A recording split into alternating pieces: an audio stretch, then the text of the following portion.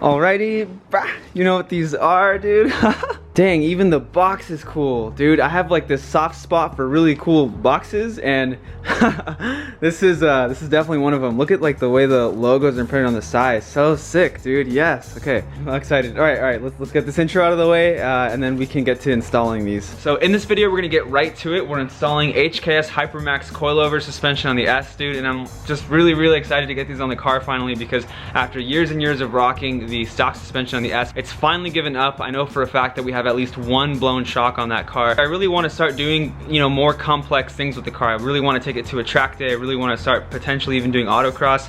Anything that develops my skills as a driver. I definitely don't think that you need coilover suspension to do those things, but in my case, the stock suspension was already going out. I'm already looking to invest in something that I can grow into, and coilovers just made sense for my situation. Okay, so I'm gonna get these unboxed, I'll lay everything out, and then we'll talk a little bit more about the coils. Some Japanese packaging, the characters and stuff, super legit. Oh, dude, sick. Whoa, dang, this looks really cool. Okay, it looks like these are the fronts by the looks of it. Okay, so same deal on this side. This looks like a, gosh, who the heck knows what this means? Dude, oh, like, look at how good these look, dude. Oh my gosh. Oh, dude, the gold finish on them too looks so good.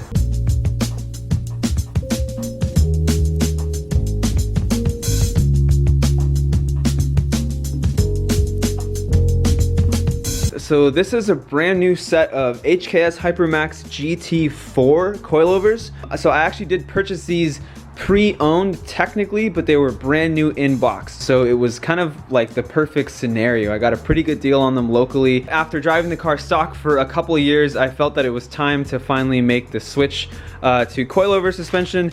So yeah, this is what we're working with. So these coilovers are designed, manufactured, and assembled in Japan. These guys do come pre-adjusted to HKS standard specifications. So based on what I've read, these should be ready to go in the car immediately. They utilize a monotube design, which is really tried and true by now. So these are a really solid, I think, option for the price point. I want to highlight this like cool little detail that I actually didn't know until I unboxed these today, but these are actually labeled per corner. So one of the interesting things about this kit is they actually provide separate tools for adjusting the dampers specifically.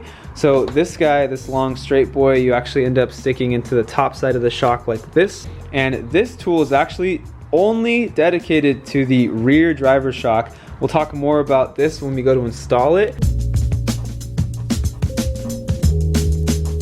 So the stock height is going to be a little hard to show you just because of the daylight right now, but I'm going to zoom in and hopefully the camera adjusts to give you like a better idea as to what the actual ride height is like. There's a pretty good, I don't know, the old dad 3-finger gap. And if we walk over to the rear, it's about a 3-finger gap. I'm gonna try to get pretty aggressive with this. If I can get this down to like a 1.5-finger gap, 2 at the very most, I think I'd be happy with that. But I'm gonna try to go a little bit lower. With that said, I'm gonna really try to keep the functionality as high as possible because I do wanna be able to drive this relatively easy. So suspension is in full droop right now, if you can see that. And this like gap is so massive, dude. But this is the blown shock. So once I pull the wheel off, I'll be able to give you a better view as to what it looks like. But this gap is just super crazy. I wanted to show that to you. I'm interested in what this is gonna look like once we have the coils fully installed. So the car is officially jacked up, wheels off, and I wanna give you a super quick shot of the current suspension setup. So what I'm showing you is the rear driver side shock, and hopefully you can see that, but it's leaking pretty gnarly right about here at the lower end of the shock.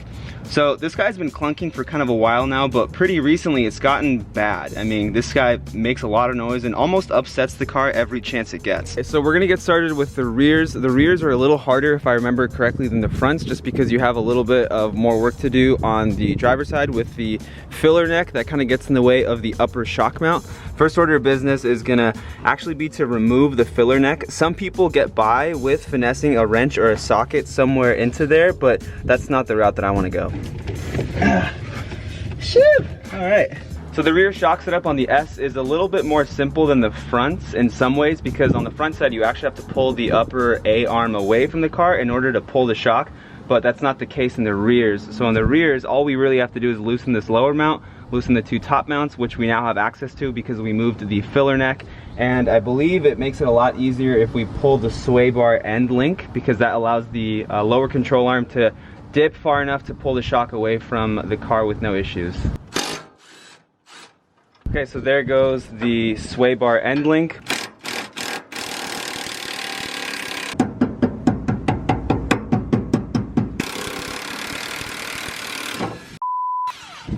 All right, that was a little more violent than I wanted it to be. Okay, so the shock is now loose and ready to be popped out. All right, I'm gonna show you a funny trick if you're doing this solo at home like I am. All right, so what you're gonna do is you're gonna take your jack handle and you're basically gonna wedge it in between, and you're just gonna sit on it. So I'm gonna sit on this now and get it nice and wedged in there. And it's gonna force the entire assembly low enough for you to pull the shock out. Just like that. Okay, now I'm gonna do the same to the passenger side.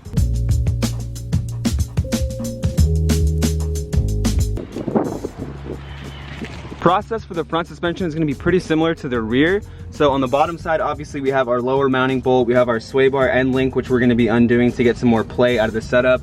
This side is a little bit more intrusive because you do have to pull the upper A arm, as I mentioned earlier. So we're going to have to undo the two bolts on either side, pull the arm out and away, and on the top side we have the upper mounting bolt at the top of the shock tower.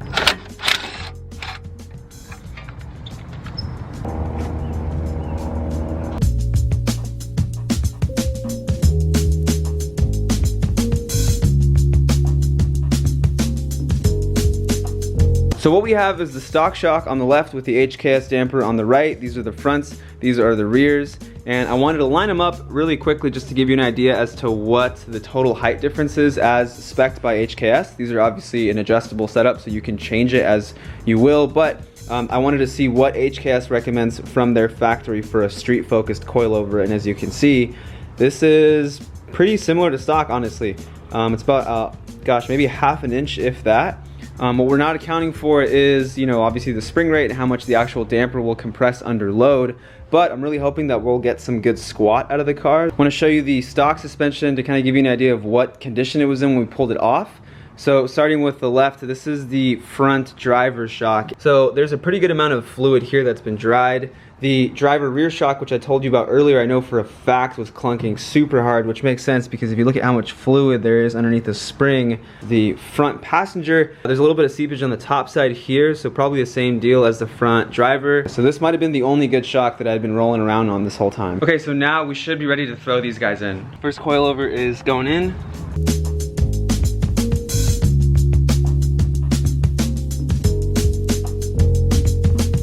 Last little detail on the front side is going to be the brake line.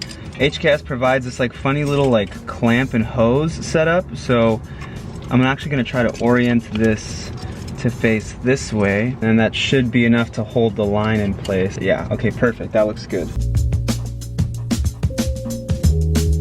So fronts are officially done. We can now move on to the rears.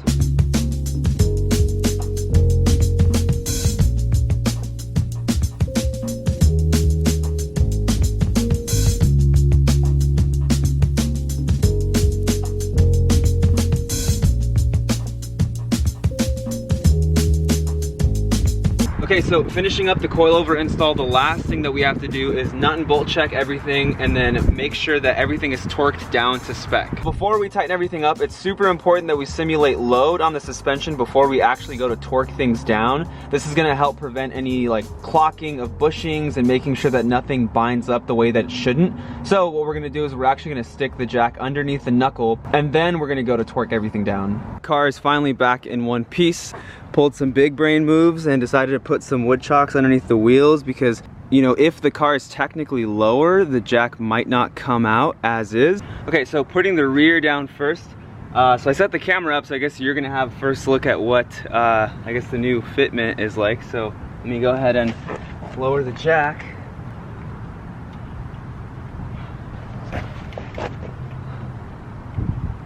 Okay, it's like lowering really slowly. Oh wow, that's it. Is that the, what the heck? No way. Is that the ride height?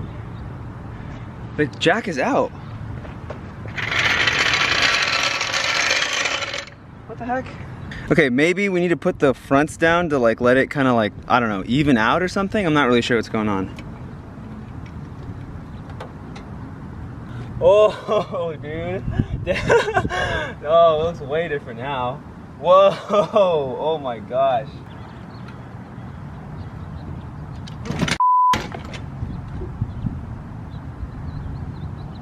Oh, dang, that was not good. Dang, got lucky with the parking brake there, but okay.